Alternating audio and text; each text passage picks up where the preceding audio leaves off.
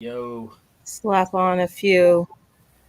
Where is and oh wait, let me Hey, check. we're live. We're live. Hey.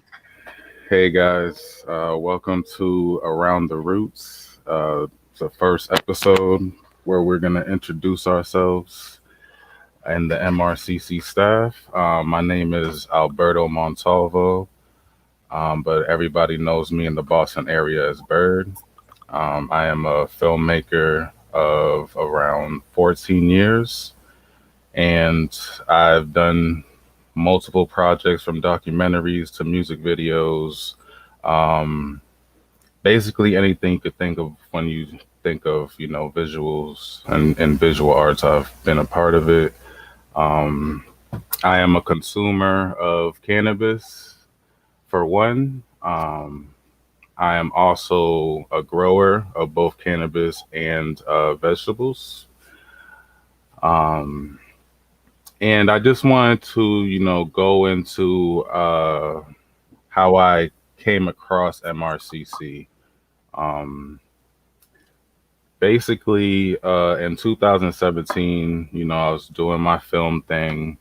Um, I was. Can you guys hear the Slack in the nah. back? Okay, okay, cool. Um, so it's 2017. I'm doing work with a bunch of nonprofit organizations in Boston. But then I come across an organization that is basically compiling information and going live at CCC meetings and going live in the neighborhood and things of that nature. And this was MRCC in the infancy of it, like the baby stages. Uh, and I was intrigued because the cannabis industry was just opening up to Massachusetts. We had a lot of talks about the, social equities and the uh, economic empowerment Yup. applicants. Yeah. I know it's SE and EE. I have to remember. Got it. Um, so my first, I think my first interaction with you guys was I think it was at one of those EE applicant events in Dudley. I think Eon was putting it together, Mass Eon. Mhm. Um, and what's going on, Malik? Yo, And yo. basically, I seen the potential of like what MRCC was gonna be in the future because even in the beginning stages of the cannabis industry, there wasn't really anybody putting all the information together for us. So that was one of the main things that I took away from seeing MRCC start.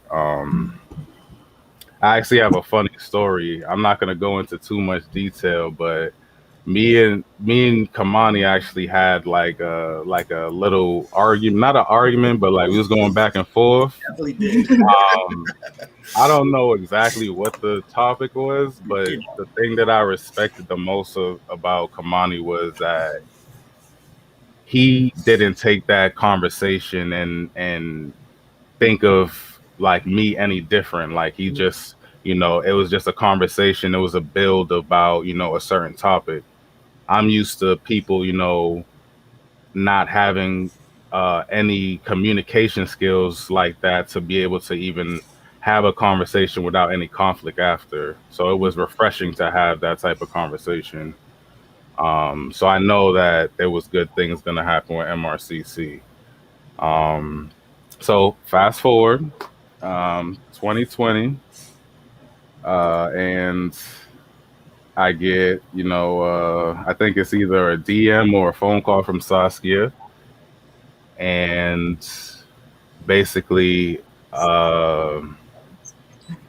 this was now my opportunity to, become a member of MRCC and give my expertise of doing film for 14 years to better expose the conversations that we're trying to put together.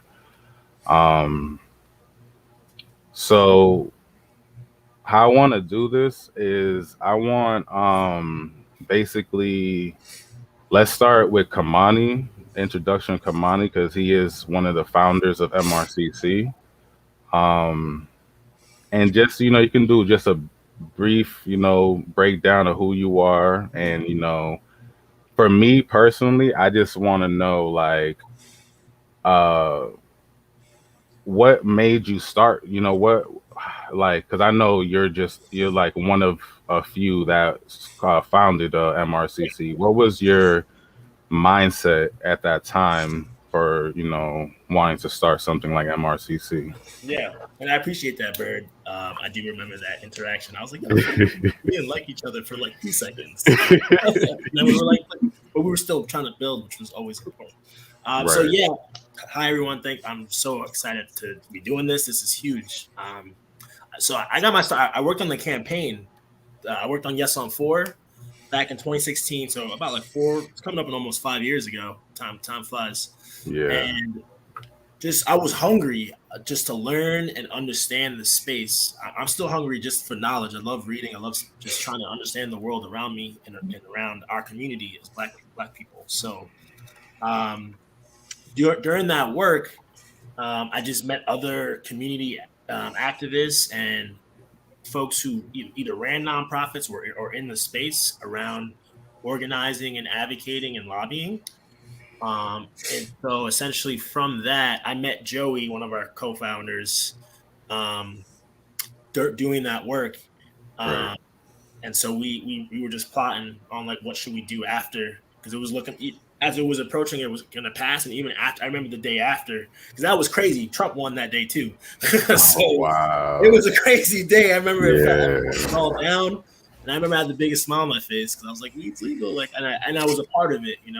So I remember, I'll never forget, was it November 5th? I think November 4th, 2016. Like, it was just that day after. And so I was just looking at like what else can be done.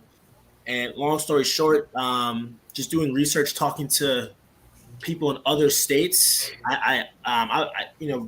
As the lead up to legalization, me and my former partner Sonia, who's also a co-founder, we were traveling too. We went to Oregon, I went to California, went to Colorado, like throughout 2016. Just trying to learn cannabis. I was like, I love cannabis, but I was trying to understand the game. And long story short, just talking to different people about what they did after legalization happened. And so, 2+2=4. Started put things together. Um, and then I also saw there was medical representation already too. And we'll just leave it at that. Saw that in with the medical representation, patients are being represented, Right. but will recreational consumers be represented? And then I also didn't see us, black and brown people, at all, like in the space. I did see, the folks, and I don't want to name people, but I just didn't see this represented for our community in terms of consumption and representation and trying to connect the dots so we could have a place to fit in for people who love cannabis in the Boston area and beyond in the state of Massachusetts. So, right after that happened, I was brainstorming, me and Joey, Sonia. We're all trying to figure out what to do.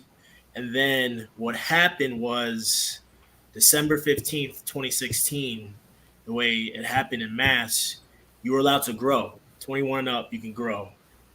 And so I started growing like right after weed was legalized. I wasn't very good. Joey had a tent.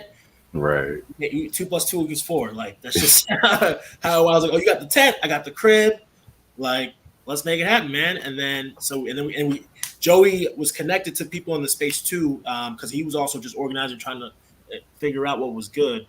And so we got not seeds, clones. And so Right. clones, tent, the lights. I lived in Cambridge. Shout out to the bridge. I lived in NC near across the street from that Grove store that's right over there on on Mass Avenue. GYO. Yeah, GYL. I lived right Yeah. across the street. I lived on Cameron Avenue Wow. for like 2 years. So right, this was all happening at the same time. So I was like, oh, the Grove store is across the street. Slid over, That was clutch. like, always lit. Like, yo, things are just, so that was it. We didn't even have MRCC, but we knew, like, all right, it starts with the weed, right? Mm-hmm. And there was a legalization party on that same day. It was lit. And then Governor Baker put a 6-month delay, like a couple days later. Because it was the rollout was supposed to happen faster than did it. Right. We legalized in 2016. We didn't get our first store until 2 years later, 2018. I remember.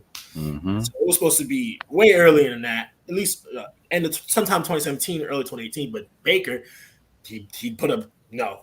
We're shutting this down. And I always remind people, Governor Baker did not want this. Marty Walsh, former mayor of Boston, did not. They were telling people vote no. And a lot of the political established folks of Massachusetts, they want nothing to do with this. There's only a couple people who said vote yes, who are politicians to this day. So once that happened, I was like, okay, we need to do something. Like, we're going to have to figure this out. And so that's kind of what the ideas came. Like, we need to represent, we need to be in front of these politicians and talk about cannabis rights, consumer rights as it relates to the consumer, not just business owners. People who want to start stores. It's like, it's people in the street who've been consuming. And sure, some of us might get a license, but a lot of us, we just want to smoke. Like, we just want to consume and we want to know what's going on. Knowledge is power. Right. To us, it was like the knowledgeable consumer is just like the most important part of the industry. Any industry, when it comes, if you're a knowledgeable buyer, that things start looking different for you when you enter the space. So just knowing that, I studied business. I have a sales background too. So I love weed, connected to business, but wanted to do something different. Everyone just wants a license. That's all people know. And I was just like, I want to do something different. And so that's what kind of MRCC came about. Also, the towns in Massachusetts, like literally right after it happened, a town banned like a month later. Like, towns started banning quick. So between the bans and the governor doing what what he did, I was just like, okay, well, we need to fight these bans at the local level. And then we also have to lobby against the governor and a lot of the politicians who don't want this. So that's kind of how, okay, what do you do? What does a group look like? And then I learned about 501c4s. Okay, what the heck is that? A lobbyist. Okay, what is that? And just always asking questions and asking and trying to learn as much as I can kind of led to this. Yeah, man. I mean, and I'm super thankful that you started it because I appreciate you guys. It's just, I don't know where. Basically, all my information from the industry comes from MRCC, even when I was outside looking in. So, because I'll tell you right now, anybody that's watching this, if you look at a CCC meeting, it's like a bunch of Rubik's cubes going off at the same time. It's like you don't the language that they're speaking and all these terminal. It's not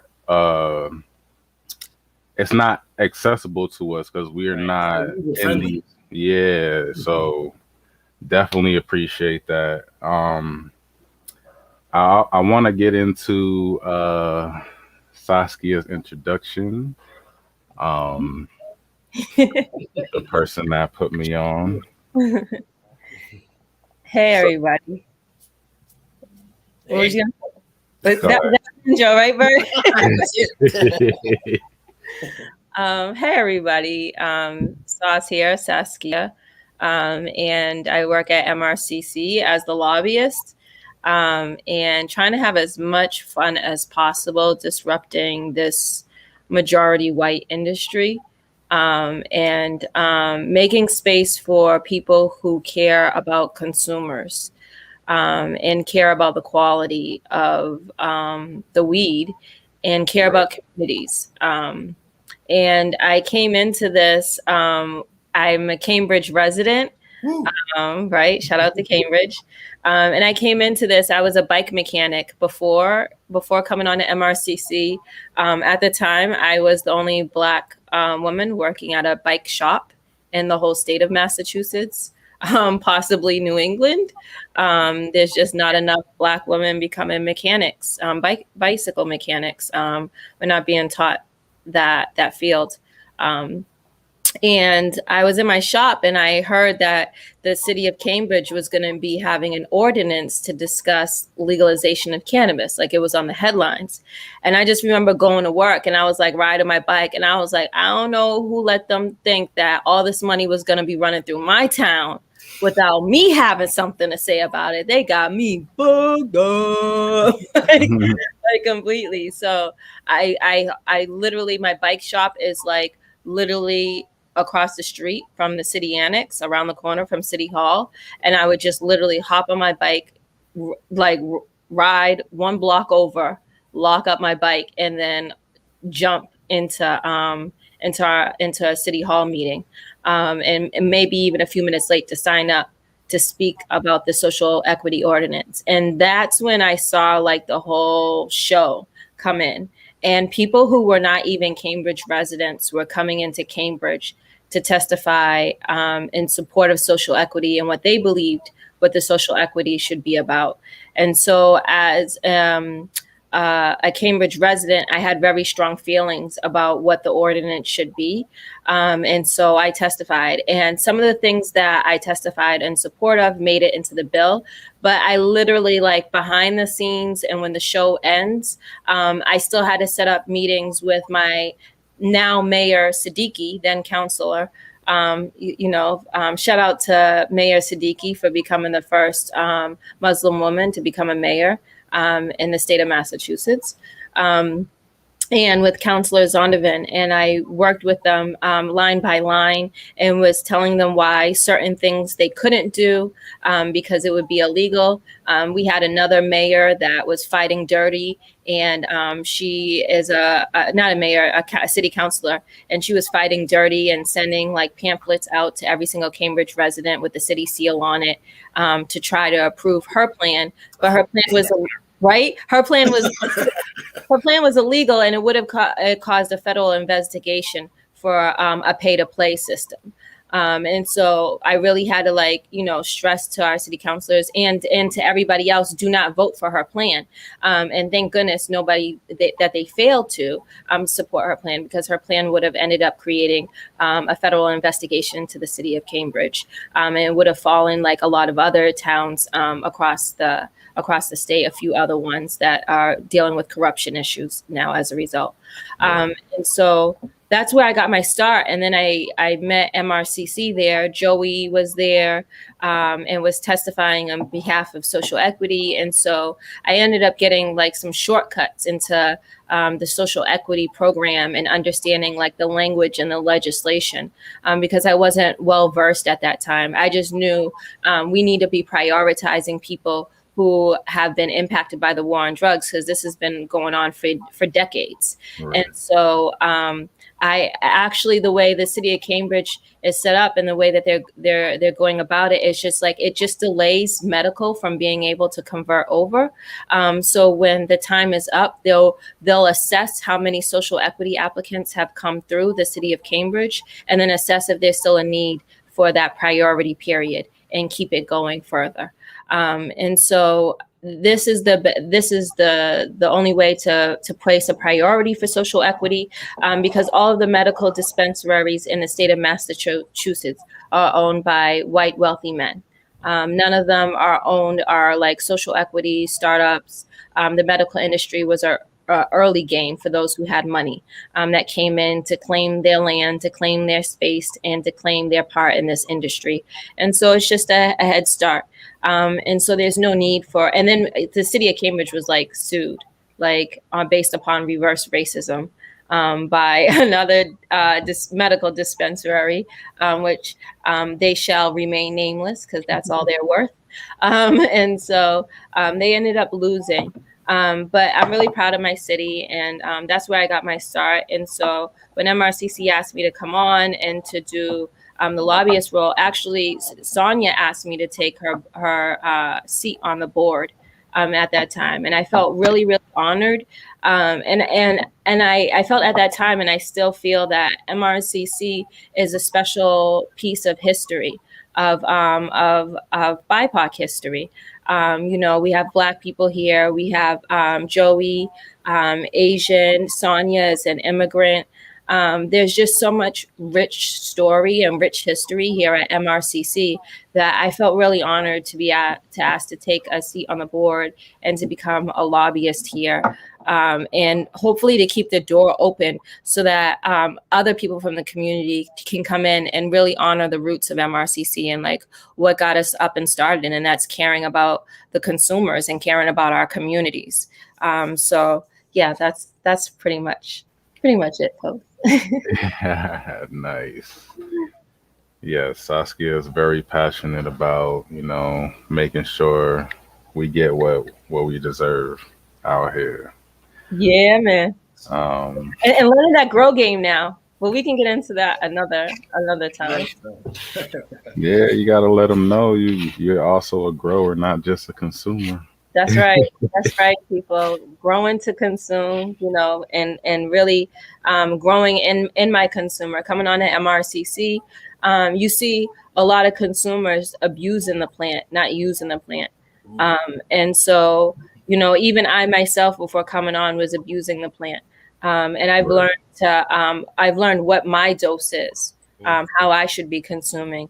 And then I also learned good weed from bad weed. That's one of the best things about working here is like, you get to see so much weed out there, and then you start looking and you're like, wait a minute, this don't look like that other weed that I had. Is it a different strain? What is this? And then like your growers will tell you like, don't smoke that. That's got chemicals on it. Don't smoke that. That stuff. Don't you see that mold? Don't you see that? You see this? That's a bug. That's this. That's that. They'll point it all out for you. And just the amount of love like growers show. They really care. Not all of them, but a lot of them really care about consumers because that is their client. Right. It's not just a cold cut business for them. They want consumer loyalty. So we find a lot of and growers are consumers. You can't separate the two. If they're not getting high on their own supply, I ain't smoking. I don't want to smoke it because you ain't tested your own product. So you got people in this cannabis industry now that don't even smoke their own weed. I ain't smoking your weed either. You don't smoke it, I don't smoke it either. Get out of here, man. So but I think learning to grow is important. And I think especially for Black people, like we've gone through so much and just especially after the pandemic, digging your hands in the dirt, like just getting time in nature and digging your hands in the dirt. I really, really appreciate it. And any conversations I can have with Bird around gardening and growing, it's always a valuable time. Yeah, facts. Nature's everything you're in right now. Yeah, man. I'm out there every morning, man. Mental health, it's everything. Yeah, man. So last but not least, we have my guy Malik. He is the newest member of MRCC. We want to just break down his bio and like what he's passionate about. Take it away. All right. What's going on, peeps? My name is Malik. I like to go by Snow Malik as well. Snow is my nickname growing up in here in Boston. I'm from Dorchester, born and raised, all 25 years in this city. I'm new to the weed game, to be honest. I've only been smoking for about 4 or 5 years, to be real with you. And even before I got on this team, I was kind of just taking log of different types of strains that I would be smoking personally. Right. Like, how you would go on certain websites and you would see like the THC ratings and whether it's a sativa or a hybrid, what effects they would give. I was taking those own notes in my phone personally. So when I would smoke with other fellow consumers, I can drop that information on them just to keep them, in the loop of what's going on. Right. So I'm just also very passionate about just getting this important information out to people. So everyone can just be aware that like it's more than just smoking flower. Like it's more than just combining a bunch of different strains into like a big bottle and just rolling it up and smoking it. Like no, it's more than that. It's each strain has its own benefits. Right. I just want, a lot of people in my hood don't really recognize that, so it's nice to kind of branch that information out. Um, I'm I'm the new community outreach for MRCC. If that's too early to say that or not yet, but what's up? I'm here. Um, Before then, I was always talking to myself about wanting to do something different for Boston, or wanting to be a part of like this new, I don't know, evolution or new season into Boston, if you will. And Saskia just came right to me, a blessing in disguise, into my like working in my smoke shop one day, and put me on. I wasn't even expecting. Oh, I needed this. But I'm passionate about music as well. From hip hop with J. Cole, Busta Rhymes, it's all the way over to like rock with Breaking Benjamin, Volbeat, I Prevail. Like my catalog is diverse. I'm also inspiring voice actor as well. Looking to do either heroic and bolstering voices to something a little more villainous. Dope. You know what I mean? So just a young soul, just looking to change the world. You missing one thing, man. What you missing? Oh, I love to smoke weed too, bro. That too. Go into like your passion about the hydro. Oh, you right. Can't forget that. I can't forget that at all, man. I also do. Well, I've done I think I want to say 6-7 years of hydroponic studies over in a program called College Bound out here in Boston, over at Boston College, where students were pretty much how to grow herbs and vegetables without using soil at all, just completely hydroponic. And I'm just excited to transfer that into the cannabis game now, or at least start that transition. Right. No, that's definitely a very, very powerful skill to have, even with the state of the world. I'm very much into like restoring of like soils and stuff. So we have to understand like the world is, dying, and if we lose our topsoil, we're not going to be able to grow stuff outside. So the next state of, survival will be hydroponics. That would be that's like our plan B, or like our backup plan. I don't know how good of a backup plan that is. I don't want the soil to go away, but no, dope. So yeah, we have a very wide range of personas in this staff. Kamani has probably more knowledge than all of us, so he's considered the wise one. And I strive myself to knowing a lot about growing and teaching people the healthy ways to consume, to grow, to harvest. And, Saskia can always point you to the right, legislation and right, every time I have a problem with that, it's just always good to sit down and chop it up with her about what's going on in the industry.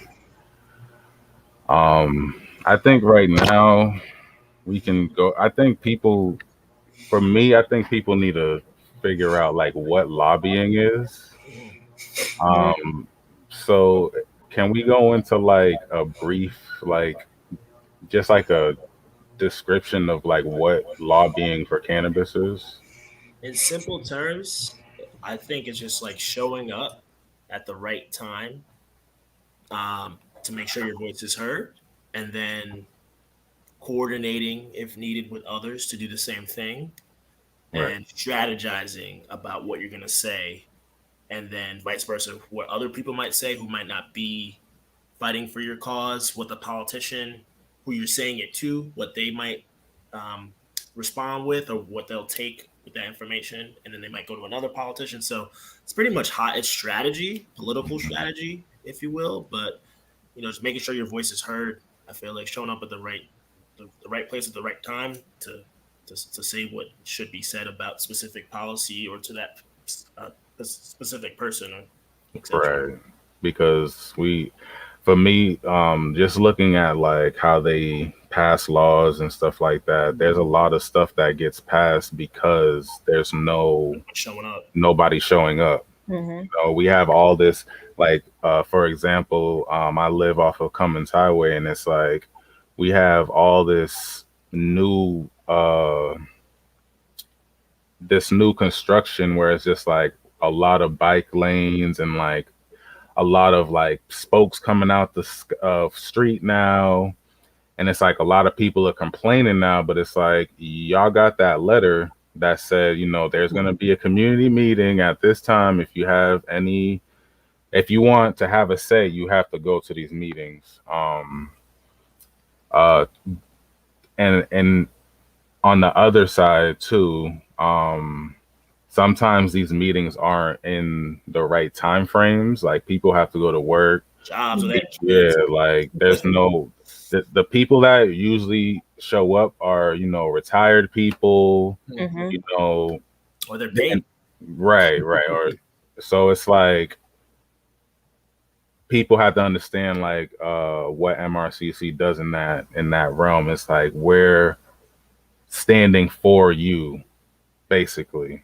It's like we're going to these meetings for you. We're getting this information for you, and basically defending our community.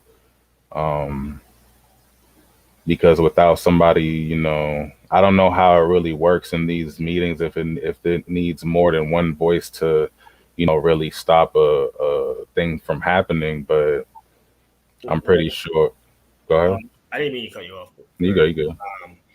Yeah, what we're hearing, and Saskia's starting to learn, and what legislators are saying to Saskia is like what happens, what does pass at a grassroots level at the state house on Beacon Hill is coalitions. It's like building and get so the more voices that are saying the same thing over and over and over and over again seems to have the best impact. And then vice versa, right? There's these public meetings that they'll have the cameras out, stuff like that. And then a lot of these politicians, and Saskia's starting to see, they're having private meetings, with lobbyists or coalition groups, and they might not promise you the whole world, but even those private meetings, things might be said differently. And vice versa, you can maybe get your voice across in a different setting versus trying to go to a public testimony when there's like 50 people. So, and there's also PR. Media is important, and just voice your cause being heard in a certain outlet, and influencing other organizations to say similar things. So there's a lot of different moving parts. Yeah. So I just want to say for anybody that's listening and they're like, that kind of just went over my head. Like, strategizing, I would say another way of looking at it is just to consider yourself like a vessel of the community. Like you're a vessel and you're still attached. Like you're not separated. You're not out here on your own. You're moving with intention. Think of lobbying that way is like using your voice with intention. And I think lobbying in Massachusetts when you're Black, it's really good for anybody that's like oppositional. If you have oppositional defiance disorder, you'd be an amazing lobbyist, because you're actually like doing what everybody else says you can't. Like everybody in this state says you can't do it, and yet look at us, my G. Like we're here, we're done. You know what I'm saying? And even doing that it took so much. It took so much from our co-founders, and it takes so much from us. You know what I'm saying? But it's possible, and the work can be done, and it does get done if you believe in it. You know, because the work is just sitting there waiting for somebody to get to it. You know, so if you're about that work and you're about that life, then you know you'd making an amazing lobbyist, because a lot of people, they don't even have the belief in this state, honestly. Like, a lot of people lack self-confidence, self-belief that they can create change. And the way I always looked at being a lobbyist is like, if somebody stepped on your white Air Force Ones, you would get mad, right? You get mad tight because somebody just ruined your whites. But the real reason why you're mad is because you don't have any more money to go buy any more bleach or to go run that laundry cycle no more, because you don't have any more money for that electricity bill, because the electricity bill is too damn high. So what I do is I go to the ones who run the electricity bill, because you're my problem. This bill is too high. It's not the Air Force Ones. It's you. That monthly bill, that monkey on my back that I got to take care of. I got to go to the monkeys. So that's how I look at lobbying. It's just like, you know what? You stepping on my Air Force Ones, that wasn't nothing, my G. I got real problems going on, real problems going on. And I gotta deal with that, because this ain't nothing. You know what I'm saying? That ain't nothing. I can wipe that off and I can figure it out. But this right here, this is something systemic. This is a real issue right here. You know, and it's impacting lives, and it's causing lives in my community to be lost and taken away from us. So for that, I have to, you know, do something different, you know, to help create change in our community. And I guess just to follow up, she reminded me, you know, when I first started, I used to say I didn't study politics. I didn't care about politics until they legalized weed. Right. I'm like, no, now I care. Like, now y'all talking about weed? Word. Let me slide in real quick. I got something to say. I got something to say. Right? Y'all had no reason to care. And it really just, like, I liked how Saskia, you keep going back, and it's a system of systems. And she said it went from the the Air Force, to the electric bill, to, well, who runs the electricity, right? So it's kind of what I did. I was like, okay, they're legalizing weed. What does that mean? They're going to regulate. They're going to give out licensing. Wait, the towns are going to regulate it. And then I just kept like asking questions. I'm like, what? How does this work? And so that led me to, you know, I have to register to lobby. I have to talk Senate Bill 11. I didn't know this stuff 5-6 years ago. Like, I was just hungry and loved weed and loved, you know, the people who love weed. So hungry, take you real far in life. Yeah, hungry for more. Yeah. Yeah, I want everybody that's watching to know that it's not always going to be so serious. Like, we're going to have some fun, hot topics for everybody. Some kitchen sink stuff we had to go through for our first episode. Yeah. This is just introduction. You know, get all the deep stuff out the way. But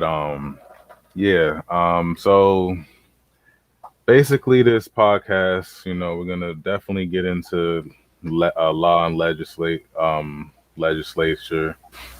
you know, but we're also gonna have, you know, talks on, you know, casual growing stuff. Like, I'm currently growing something right now. I had a little problem, you know, with the timer, where some pins were down. So like, now my buds are re-vegging. So now I have to put an additional couple of weeks on. So we're going to have stuff like that too, where it's just updating on where I'm at in my grows. And as we go into the episodes, we can get people's, you know, questions on anything grow related and, you know, consumer related. This is a podcast for the people, so we want people to be engaged with us. We want people to know that all questions, you know, are welcome, and you know, just have fun with this, man. You know, nobody's doing this for us, so we're gonna make sure that we keep it very entertaining for you, but also have all the information in one centralized place, so that if you want to become a part of the industry, we'll have the information. If you just want to learn how to grow, we'll have the information. Or if you just want to learn how to consume more healthier, safer way of consuming, then we'll have all that information for you as well. Pro tip for folks that don't know, you about to learn. The best weed is not coming from the dispensaries in Massachusetts, okay? The best weed is coming from your home growers. So if you really want that hot weed, like, know a home grower. If you don't know a home grower, you just got sold like a myth. Like, oh, I got that exotic. I got that exotic. They don't even know what they got. Yes. They don't even know what they got. They don't even know it. That's why they're calling it exotic. They don't even know what it is. They don't know how clean it is, you know. And one of my things, like, I hope that we can do with our podcast is, like, I really want consumers in Massachusetts to know the difference between homegrown weed and, like, this Walmart weed that's being pushed on us. Like, it looks different. You know, your high is different. You know, they don't even want to talk about that. But I've been testing that out. Like, oh, this is Walmart weed. Yo, my high is not the same. You know, I grew last year first time, and I took 2 puffs and had to put the joint down. I went from blunts to joints to bowls in just a couple of puffs. Like, my whole consumer habits changed, you know, based upon the quality and the way I was growing, you know, just spending time with the plants, you know, and enjoying them. And I'm really looking forward to growing again. My baby clone that I got gifted through Bird, it didn't make it. I know. It didn't. Sometimes they don't make it. It did sometimes, you know. I didn't do well my first time either. I didn't, but I got 3 other ones, and okay. So it's looking good with those 3 so far. But I'm gonna repot them this evening. So, you know, it's a good week weather-wise. So I'm just like fingers crossed, and, you know, gonna keep a close eye on them. But yeah, I'm really excited and just learning more and more every single time, like learning as much. And what I really love about growers is, like, y'all are like so ego-less. Like, a lot of growers are just like, they're not classist. They're not filled with egos. Like, the only ego they have is, like, how did that weed hit? They're like, they want to hear that, you know? Like, that shit was good, right? That shit fire, huh? Did it do on your way? It did what it was supposed to do. Right? It did what it was supposed to do. I'll tell you that shit good. Yeah. So that's it. You know what I'm saying? And I love that. Like, I just love that everyday people vibe I get with you just want to grow. Yeah, man. They don't even like talking much. I can see Bird's energy fits perfectly. They just want to. Yeah. And I could go on and on with them. I'm like here for it. Like, you know, just that whole, just like with legislation, I'm just here to absorb knowledge and to learn and to be a lifelong learner. And so with our growers, like, I just love it. I love the culture around growing and how we can build community, because as a Black person, like, having connection to land isn't something that was taught to me. Yeah. It's something that I had to take for myself.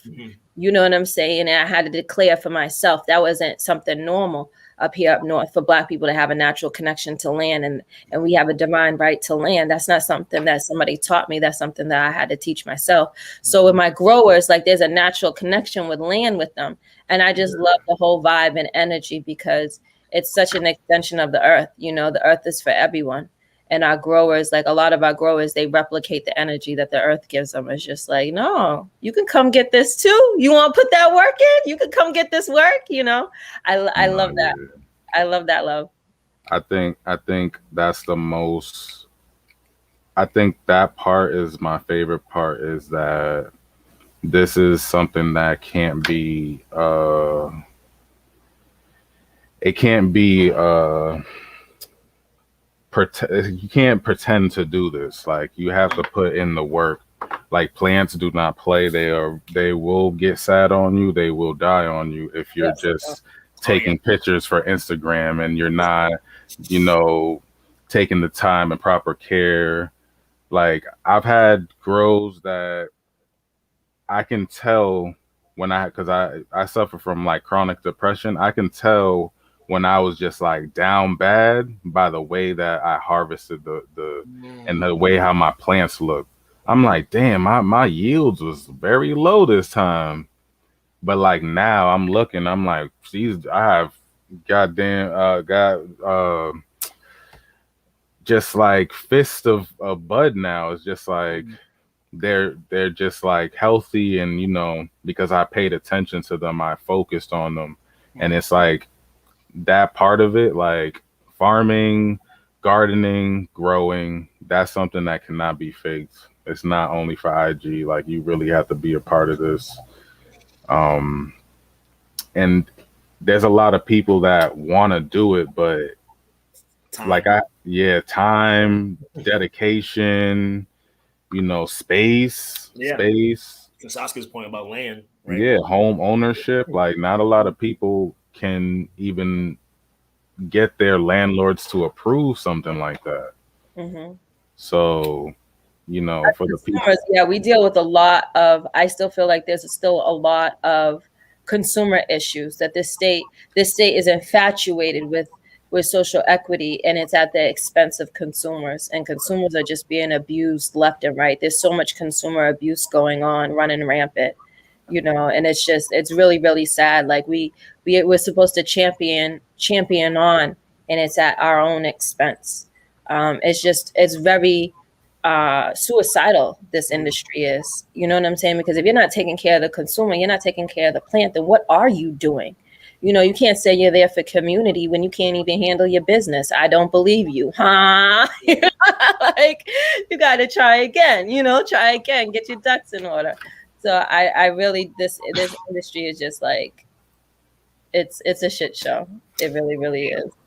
In a lot of ways. But I hope, you know, like we can keep bringing to light, you know, the consumers that care, and consumers that are building community, and consumers that, you know, grow and gift, you know, because it is legal in Massachusetts to grow, and it is legal to gift. And, you know, for a lot of us, like we're smoking because we're survivors, right? Like we're survivors from a war that's been declared upon our communities from our own government. And so we smoke to deal with the impact of that, you know, on our day-to-day life. And so in essence, like we're veterans of a war. And this is for us. And we have a right to this, and we've paid dearly to have a right to this, a connection with this plant. And we're still paying dearly for it.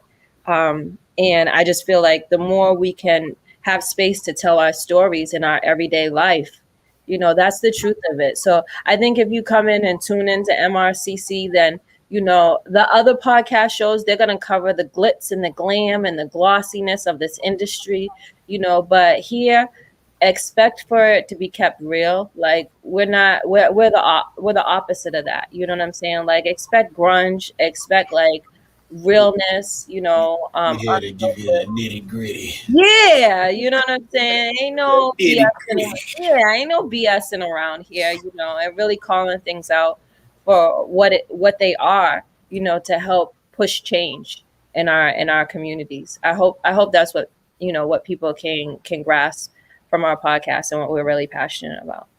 And yeah, just to follow up, I think people, you said the glitz and the glamour, or vice versa. People are like, oh, I'm not no big wig lobbyist or lawyer type.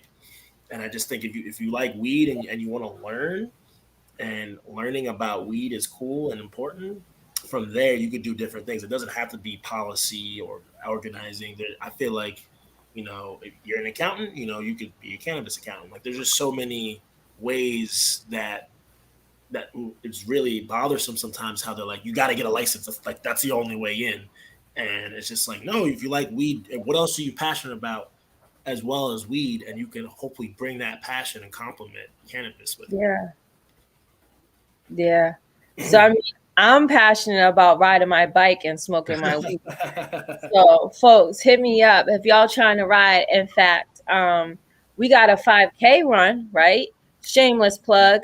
That is adaptive. You can walk, run, or bike. And you can sign up for it at bit.ly/Restore 5K Run 2021. So that's bit.ly/Restore 5K Run 2021. I'm still trying to memorize that URL, you guys, because we do have a campaign to end the war on drugs. Yes. And so I'm going to do a shameless little plug for that because I wouldn't be doing my job if I didn't. But, I already wrote an email, you guys, and all you have to do is hit this URL and it'll automatically send emails to our Senate and the Ways and Means Committee. And also to the city of Boston, because we've already sent like over 300 emails to the city of Boston, and nobody has yet to introduce an ordinance to decriminalize in the city of Boston. Cambridge has decriminalized all drugs. Somerville has decriminalized all drugs. We're focusing on Worcester and Boston now on a city level and focusing on a state level. So if you hit this URL, it's tinyurl.com/End the War on Drugs MA today. Again, tinyurl.com/End the War on Drugs MA today. So if you use that URL, it will automatically open up a whole email, and all you got to do is hit the send button, and that just lets them know. So if you could just match my energy, folks, I would really, really appreciate it. That's all I'm asking for. Just match me. Then you ain't got to do anything more. Just match me. If you could do that, if you can match me, we're gonna go places. We're gonna go places, people. We're going far. We're going real far. So I think we should end it off with basically explaining to our viewers about our member tiers. Yeah. We've gone through so many changes. We have. Another shameless drop to Patreon. Yeah, you guys gotta like catch up. Like for us at MRCC, we've been going hard. Like there's been a lot of work. It may look quiet on the outside, but we've been really, really loud internally, doing a lot of good work. And one of the things that we did is like did some participatory research and spoke with people out here, spoke with consumers, and was asking like our members and asking consumers what would they be interested in to support from MRCC. And some of the results came out in our member benefits. So for $5, you now have today our podcast. And for $5, that goes to supporting this. And as we're interviewing people and uplifting voices, and also our lobbying efforts. And then at our $10 tier, that goes to support all of our cooperative education. Our $25 tier goes to support our grow to consume education. And then at our $50 tier, that supports our grow to consume education and product items. And then we had businesses, because MRCC was like all about helping the homies.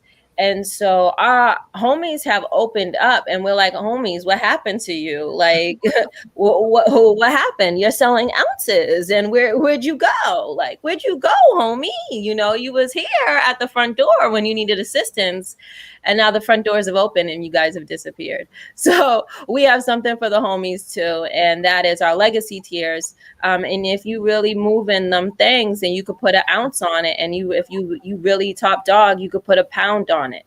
You know what I'm saying? Because all of that goes to supporting the movement, which goes back to supporting our lobbying efforts and to supporting our communities that have been disproportionately impacted by the war on drugs, and consumers, because consumers are dealing with a lot of abuse. So our support ranges from $5 to $3,500.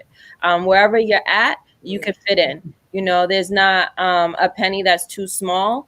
And we want everybody to feel inclusive. So we're here in support of community, and hence us having a tiered approach towards things. And that's to our co-founders who started this, being at such a entry level. You could put, you can't even, do people even buy Knicks anymore? Who's doing that? Right. Yeah, they are.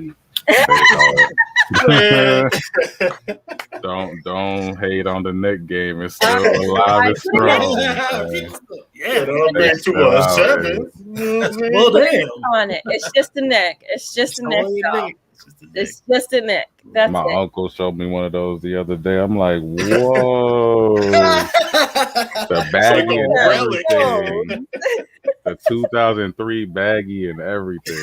Like, I haven't seen this. In the little 13 zipper. years. Those are wow. Yo, we gotta bring those back. Humble times, man. That's crazy. For real. Gotta Really bring those stuffing back. them things. Live in inflation now. I don't know if they look the same. Right. Right. Yo, and just for any consumers that's out there listening, because I just like to keep y'all informed, gifting is legal. Make sure when you're gifting, it is kept in one baggie, because Popo will acknowledge if it is in separate bags and say that you're actually trying to distribute. And 1 ounce. Yep. So up to 1 ounce. So up to 1 ounce, and keep it all in one bag. If you're out there gifting, if it's separated, then they call it distributing. And that is a charge. So I know it's really confusing and it's not clear. And these are why we need an organization like MRCC, so that we can get our state together and they can be actually in alignment with how consumers are actually practicing consumption and gifting and growing and restoring our communities. Yes, definitely. This was great, man. This is the first episode. Woo. Good timing. Yeah, man. So yeah, be sure to, like us on Facebook, on Instagram. And like I said before, engage with us, because we are here for you. We don't do this lobbying and this education work and this community outreach just for ourselves. This is for our communities, and we need y'all, just like people need people like us doing the work. So Yeah. be sure to go ahead. I was just gonna say the 5K run we have coming up. We're doing something like every week. A shameless plug. I don't care. This is what the space is for. And so I want to go in. And so like show up. You know what I'm saying? We're just launching off next week. We have our event with MCR Labs. If you're home growing, you're definitely gonna want to show up, because in that workshop, we're going to be discussing testing and like what kind of tests to be looking for, and what type of tests to order. And depending upon where you live, and is your house de-leaded? Is your neighbor's house de-leaded? Do you live next to a farm? Like, is the farmer using pesticides?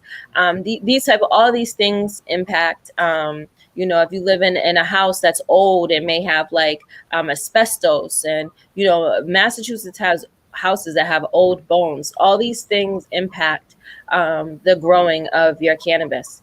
And so you're going to want to sign up and register and attend our workshop with MCR Labs next week, so that you can learn more. And really let's work with it. We're working with MCR Labs, because we feel like home growers should have a home testing kit.